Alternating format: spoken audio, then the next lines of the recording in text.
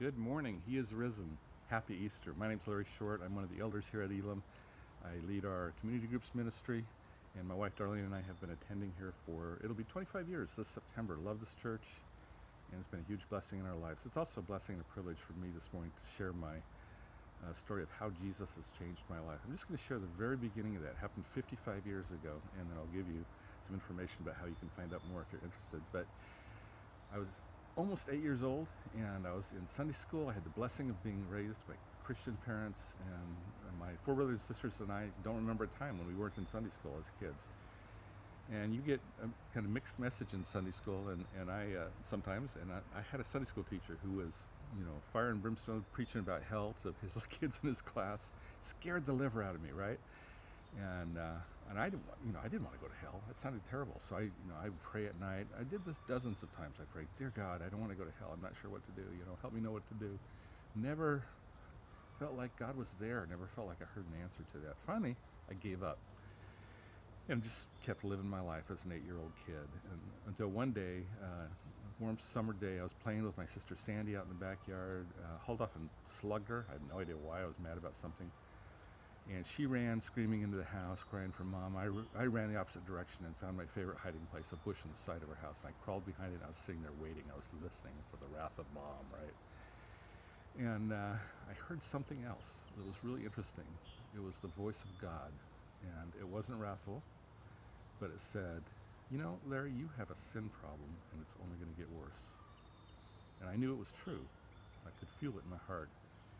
And I said, what do I do? What can I do? And he said, basically, I've already done it. I've done everything that needs to be done. I've died. My son Jesus died to pay for your sin. You just need to commit yourself to me and ask me to help you live the kind of life I want you to live.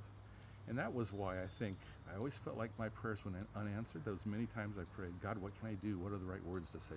The reason is because it's not up to me. It's up to him. It's what he did. And he wasn't responding to me then because I would have taken credit for it. I said, I said the magical phrase and I became a Christian or whatever. And that wasn't it. God approached me, and I had the assurance at that point that I was his child. I sprang up from behind that bush, ran around the corner to tell my mom, ran into my mom as she was running around from the other side.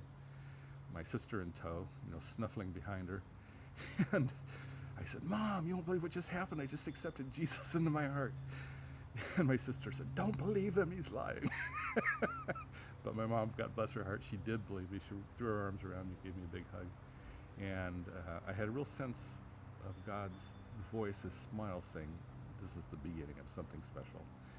Lots more to my story. It was another 10 years almost, or 9 years. I was 17 before I began to get serious with the Lord. And thanks to a new youth pastor at our church, the church where I first met Darlene,